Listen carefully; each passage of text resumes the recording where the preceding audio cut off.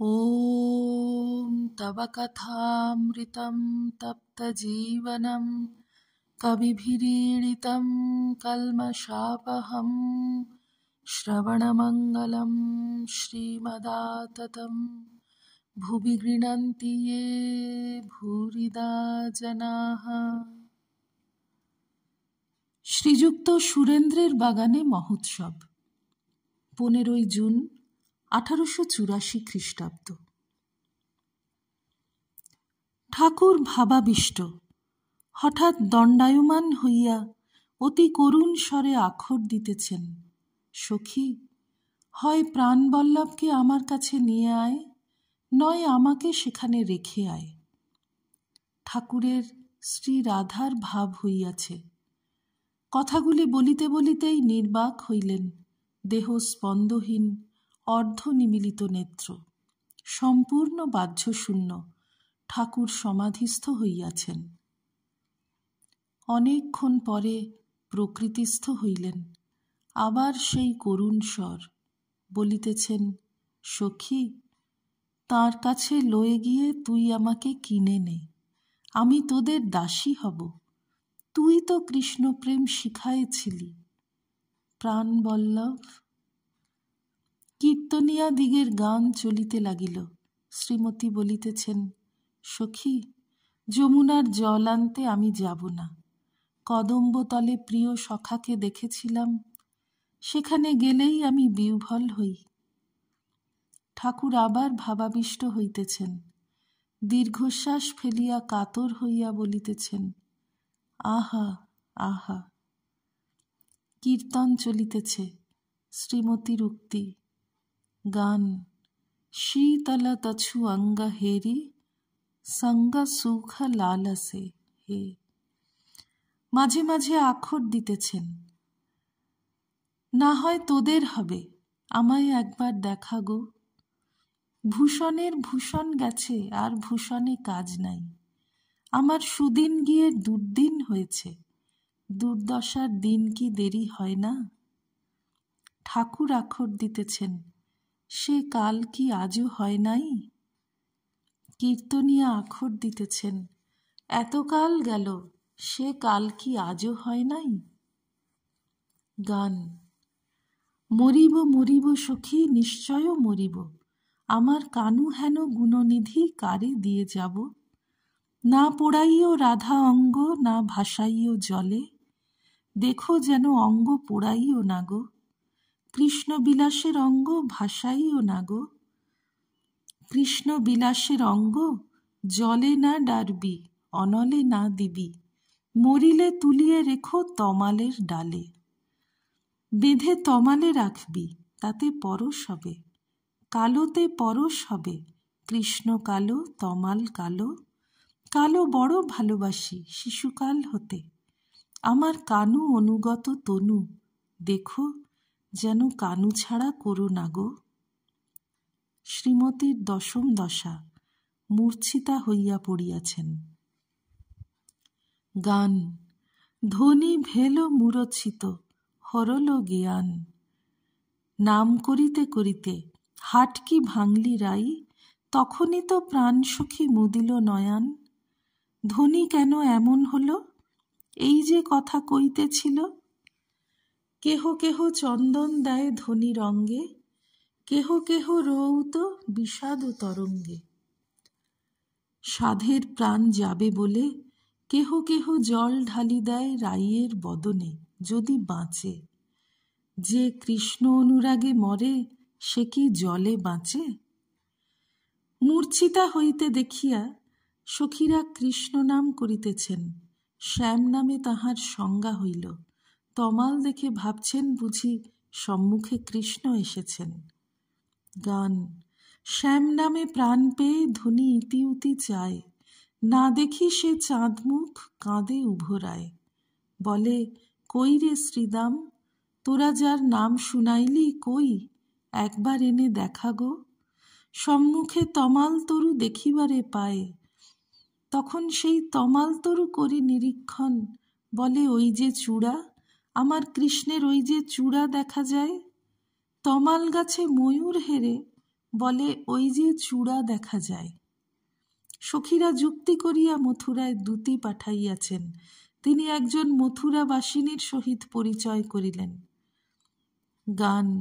এক রমণী সমবয়সিনী নিজ পরিচয় পুছে। শ্রীমতীর সখী দূতি বলছেন, আমায় ডাকতে হবে না, সে আপনি আসবে। দূতি মথুরাবাসিনীর সঙ্গে যেখানে কৃষ্ণ আছেন সেইখানে যাইতেছেন। তৎপরে ব্যাকুল হয়ে কেঁদে কেঁদে ডাকছেন, কোথায় হরি হে, গোপী জনজীবন, প্রাণ বল্লভ, রাধা বল্লভ, লজ্জা নিবারণ হরি, একবার দেখা দাও। আমি অনেক গরব করে এদের বলেছি, তুমি আপনি দেখা দিবে। গান। মধুপুর নাগরী হাসি কাহাতা ফিরি, গোকুলে গোপ কোয়ারি, হায় গো কেমন করিবা যাবি গো, এমন কাঙালিনী বেশে। সপ্তম দ্বার পারে রাজা বৈঠত, তাহা কাহা যাওবি নারী, কেমন করিবা যাবি, তোর সাহস দেখে লাজে মরি, বল কেমন করে যাবি। হা হা নাগর গোপী জন জীবন, কাহা নাগর দেখা দিয়ে দাসীর প্রাণ রাখো, কোথায় গোপীজন জীবন প্রাণ বল্লভ, হে মথুরানাথ দেখা দিয়ে দাসীর মন প্রাণ রাখো হরি। হা হা রাধা বল্লভ কোথায় আছো হে, হৃদয়নাথ হৃদয় বল্লভ, লজ্জা নিবারণ হরি, দেখা দিয়ে দাসীর মান রাখো হরি। হা হা নাগর গোপীজন জীবন ধন, দূতি ডাকত উভরায়। কোথায় গোপীজন জীবন প্রাণবল্লভ, এই কথা শুনিয়া ঠাকুর সমাধিস্থ হইলেন। কীর্তনান্তে কীর্তনিয়ারা উচ্চ সংকীর্তন করিতেছেন, প্রভু আবার দণ্ডায়মান সমাধিস্থ। কতক সংজ্ঞা লাভ করিয়া অস্ফুট স্বরে বলিতেছেন, কীটন কীটন, অর্থাৎ কৃষ্ণ কৃষ্ণ, ভাবে নিমগ্ন, নাম সম্পূর্ণ উচ্চারণ হইতেছে না। রাধাকৃষ্ণের মিলন হইল, কীর্তনিয়ারা ওই ভাবের গান গাহিতেছেন।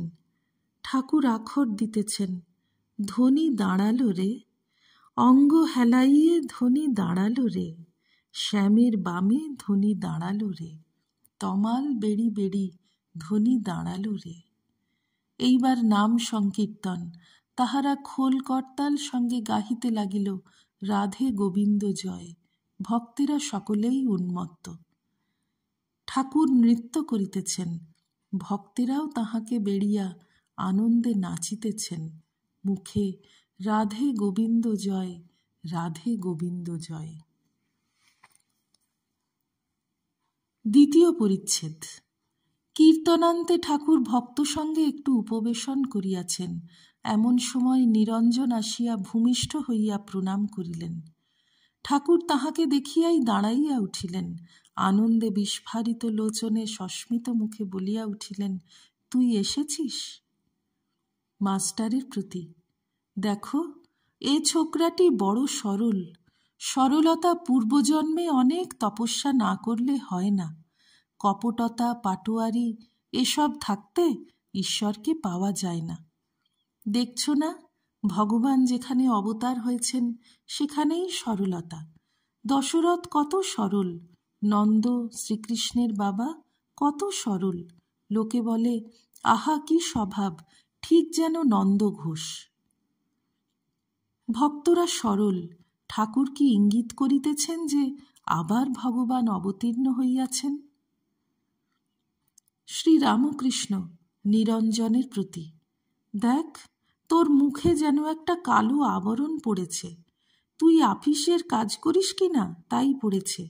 আফিসের হিসাবপত্র করতে হয়, আরও নানা রকম কাজ আছে, সর্বদা ভাবতে হয়।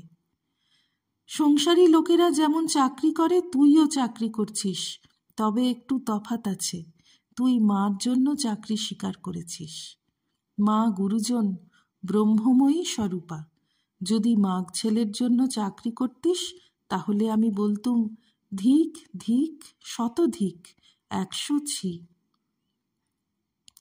মণি মল্লিকের প্রতি, দেখো ছোকরাটি ভারী সরল, তবে আজকাল একটু আধটু মিথ্যা কথা কয়, এই যা দোষ। সেদিন বলে গেল যে আসবে, কিন্তু আর এলো না। নিরঞ্জনের প্রতি, তাই রাখাল বলেছিল তুই এঁড়েদয়ে এসেও দেখা করিস নাই কেন? নিরঞ্জন, আমি এঁড়েদয়ে সবে 2 দিন এসেছিলাম। শ্রীরামকৃষ্ণ নিরঞ্জনের প্রতি, ইনি হেডমাস্টার, তোর সঙ্গে দেখা করতে গিয়েছিলেন, আমি পাঠিয়েছিলাম। মাস্টারের প্রতি, তুমি সেদিন বাবুরামকে আমার কাছে পাঠিয়ে দিয়েছিলে? ওম নিরঞ্জনম নিত্যমনন্তরূপং ভক্তানুকম্পাধৃতবিগ্রহং বৈ ঈশাবতারং পরমেশমিড্যং তং রামকৃষ্ণং শিরসা নমামঃ। শ্রীরামকৃষ্ণার্পণমস্তু।